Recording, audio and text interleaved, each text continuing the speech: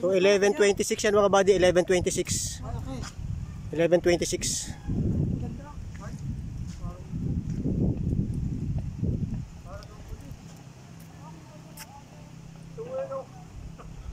So puting-puting usok yan mga buddy.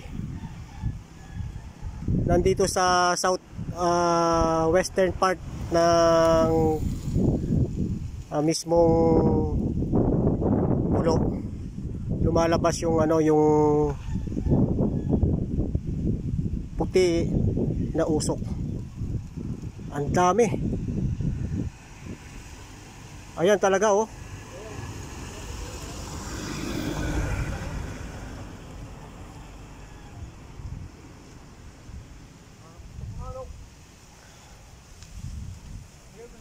So nandito tayo sa sa Barangay Buso-Buso ng Laurel na kung saan ay kitang-kita natin yung pag-angat ng napakamakapal na usok na galing sa southwest part ng bulkan. So ngayon ay 11:28.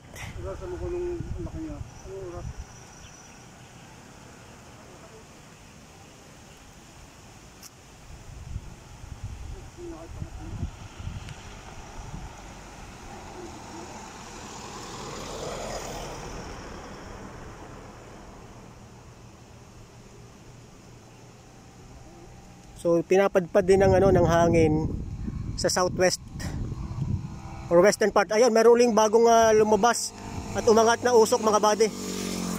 Sunod-sunod 'to mga buddy, sunod-sunod na ganyang kakapal. Nako, yun na. Yun na nga, nako may itim. Nagkaroon na nga ng ng eruption mga buddy. Meron nga siya.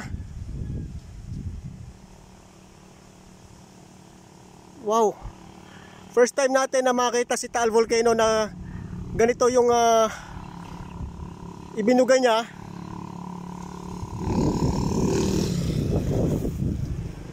Natsyempuhan din natin yung kanyang yung kanyang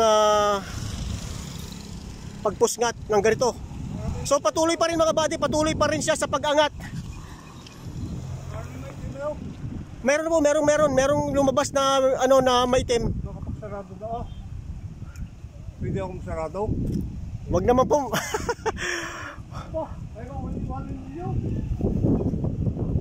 So 11:29 nagsimula siya mga buddy, mga 11:20 pasulpot-sulpot lang yung usok niya. Pero ngayon ito, natsyempuhan natin dito mismo sa Barangay Buso-Buso ng Laurel, Batangas. Ang kuha na yan, ayun, meron uling umaangat na panibagong batch ng usok. Oh my God. So ito yung mga sitwasyon ngayon sa kalsada oh.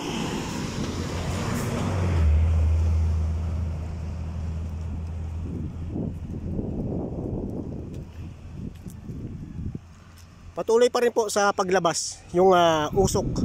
At kanina may napansin ako na kulay itim na usok yung biglang paglabas niya. So ito po ngayon yung yung kuha natin kay Taal Volcano, 11:30 AM November 29 dito sa Barangay Buso-Buso. So ayan, yung ating motor nandoon sa may tindahan. Ayan si Kabayan na nanonood din. Ayan, may panibago uling pag-akyat ng ng usok. Dire-diretso siya mga buddy. Almost ilang minuto na yan na ganyan. Yung kanina lang may nakita tayo na na itim Napansin mo rin 'yo kanina? No? Meron siya. Lumabas ako itim.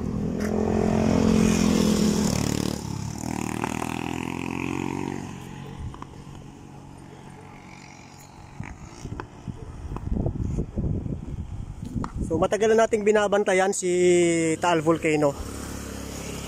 At dito sa Barangay Buso-Buso, first time natin na nakakuha ng ganitong footage mula sa kanyang crater.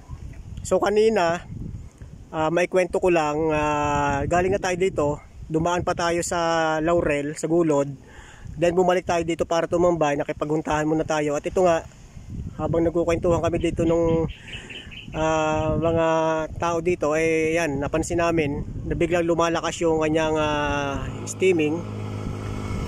At ano to mga buddy, talagang nagkaroon siya ng phreatic eruption kasi may lumabas kanina na kulay itim na usok. So yan na yung binugan niya, oh.